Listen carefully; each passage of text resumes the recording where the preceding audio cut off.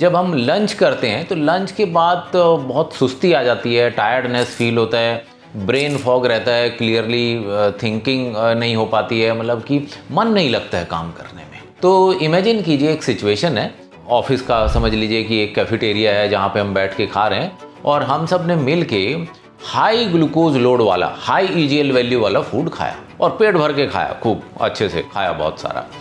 तो बॉडी में वो जाएगा तो वो ग्लूकोज निकलेगा और ग्लूकोज ब्लड में जाएगा। तो इन नॉर्मल कंडीशन क्या होगा कि इंसुलिन आएगा दौड़ा दौड़ा पैनक्रियाज से निकल के, ग्लूकोज को पकड़ेगा, सेल के अंदर डाल देगा, सेल उसको यूज कर लेगी। लेकिन अगर इंसुलिन रेजिस्टेंस वाली सिचुएशन है तो क्या होगा? तो हमने खाना खाया, वो बहुत सारा जो ग्लूकोज था ब्लड में चला गया।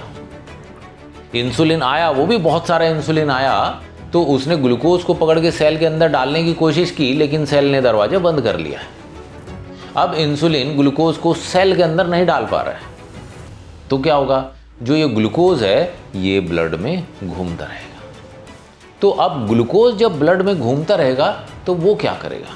अगर ये सिचुएशन हम ब्रेन को देखें कि ब्रेन के अंदर ऐसी सिचुएशन हो रही है, तो ब्रेन में ब्लड फ्लो कर रहा है, आसपास में सारी ब्रेन सेल्स दिखाई दे रही हैं और जो ब्लड है उसकी ऑस्मोलरिटी जो हमारी बॉडी के लिए ऑप्टिमम होनी चाहिए उससे ज़्यादा है।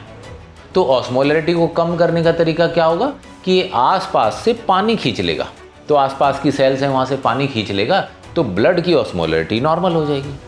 लेकिन प्रॉब्लम ये हुई कि जो आसपास की जो ब्रेन सेल्स थी वहाँ से जब पानी खींचा तो ब्रेन की सेल्स सिकुड़ गई हमारी, वो डिहाइड्रेट हो गई।